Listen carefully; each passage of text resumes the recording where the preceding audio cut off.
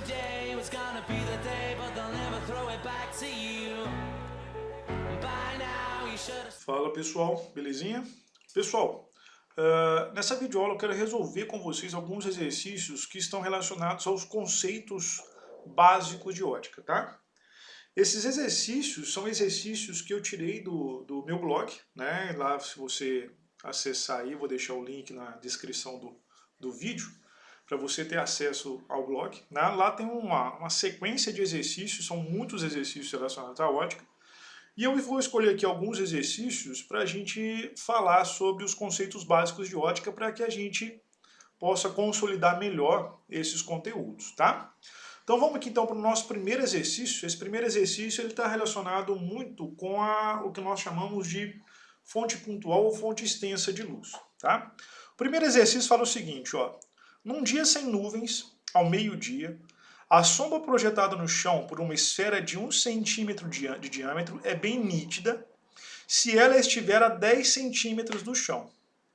Entretanto, se a esfera estiver a 200 centímetros do chão, sua sombra é muito pouco nítida. Pode-se afirmar que a principal causa do efeito observado é que... Então presta atenção. Quando a gente vai formar, por exemplo, o conceito de sombra e o conceito de penumbra, isso está muito relacionado com a nossa fonte de luz, tá? O Sol, para nós, ele é uma fonte extensa de luz, tá? Porque ele é um objeto muito grande, né? E que está ligeiramente próximo da gente.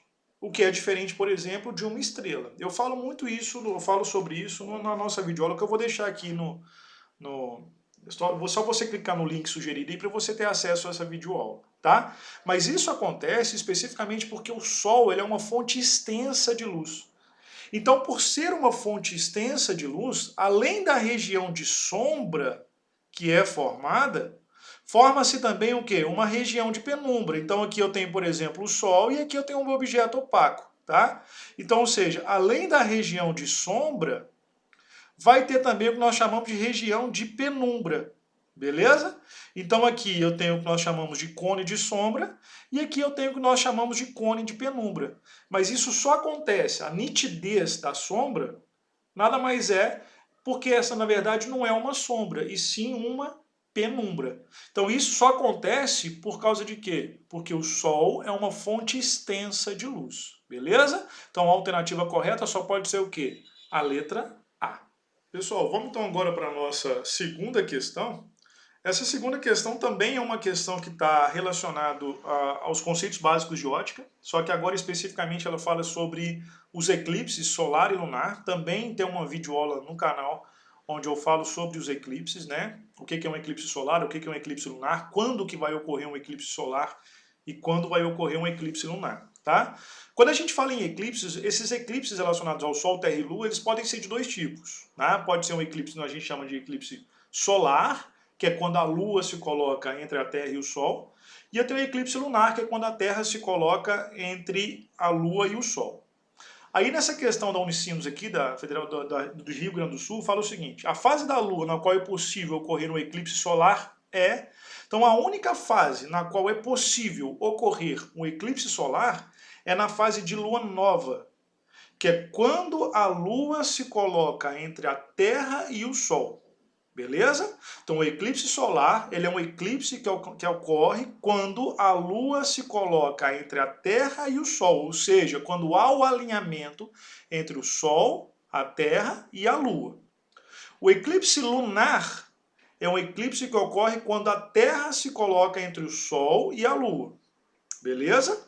E ocorre especificamente na fase de Lua cheia, tá? Então a resposta da nossa alternativa é a letra A. Lua nova, que é quando a Lua se coloca entre a Terra e o Sol. Belezinha?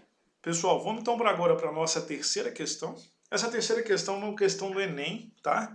É uma questão que eu até já fiz um exemplo dela na videoaula, onde eu expliquei sobre a câmara escura de orifício, a semelhança de triângulos, né, para se determinar alturas de objetos desconhecidos. Então é uma questão bem bacana, que é uma questão do Enem. Vamos fazer ela aqui, ó. A sombra de uma pessoa que tem 1,80 m de altura mede 60 centímetros. No mesmo momento, ao seu lado, a sombra projetada de um poste mede 2 metros. Então a gente tem duas situações bem distintas aqui, tá? Então, ou seja, aqui, ó, aqui eu tenho um plano horizontal de referência. Aqui eu tenho uma pessoa qualquer, né? Essa pessoa, o exercício falou que tem 1,80 m de altura e que a sombra dessa pessoa mede 60 centímetros, 0,6 metros. E que do lado dessa pessoa a gente tem um poste, que ele não falou a altura do poste, né? Vou chamar essa altura de X, e falou que a sombra desse poste, em determinado horário, mede 2 metros, né? Aí ele falou o seguinte, se mais tarde a sombra do poste diminuir 50 centímetros, a sombra da pessoa passou a medir quanto? Então, ou seja, a gente vai ter que fazer duas coisas. Então, ou seja, se mais tarde, né? Vou fazer um desenho de preto aqui agora para diferenciar. Se mais tarde a sombra do poste diminuiu 50 centímetros, qual que vai ser o tamanho da sombra? Então eu tenho aqui a pessoa, né, que vai continuar medindo 1,80 m de altura, né? Ele quer saber agora quanto que vai ser o tamanho da sombra se a sombra do poste agora, que antes era 2 metros, diminuiu 50 centímetros, então ela vai passar a ser de quanto? De 1,5 m, beleza? Só que eu tenho, para eu poder determinar, para a gente determinar o tamanho da sombra dessa pessoa, eu tenho que determinar o tamanho do poste, que é uma constante e ele não vai mudar. Então, para isso, eu vou fazer uma semelhança de triângulos. Esse triângulo é semelhante a esse triângulo. Então, eu vou fazer 1,8 está para 0,6, assim como x está para quanto? Está para 2. Então, vou multiplicar isso aqui cruzado, então vai ficar 0,6x é igual a quanto? 2 vezes 1,8? 3,6. Então, x vai ser igual a quanto? Qual que vai ser o tamanho do poste, então? 3,6 dividido por 0,6 dá 6 metros. Então, quer dizer que para a sombra ter 2 metros, é necessário que esse poste tenha uma altura de 6 metros. Beleza, então eu já descobri a altura do meu poste. Já tem todos os dados agora para a gente determinar qual que vai ser o tamanho da sombra se a sombra do poste diminuir 50 centímetros. Então, eu vou fazer 1,8 está para x, assim como 6 está para 1,5. Multiplica cruzado, o que vai ficar? 6x é igual a 1,8 vezes 1,5 dá 2,7. Então, x vai ser igual a quanto? 2,7 dividido por 6 dá 0,45 metros, ou seja, 45 centímetros. Esse é o tamanho da sombra da pessoa quando a sombra do poste diminuir 50 centímetros, ou seja, só pode ser letra B. Belezinha? Fala, pessoal. Pessoal, então vamos para a nossa quarta e última questão dessa primeira videoaula relacionada a isso. Tá? Vou dividir em duas videoaulas para não ficar muito longo os nossos vídeos. Nesse quarto exercício, fala o seguinte, uma questão do Unopar, que também está lá no blog.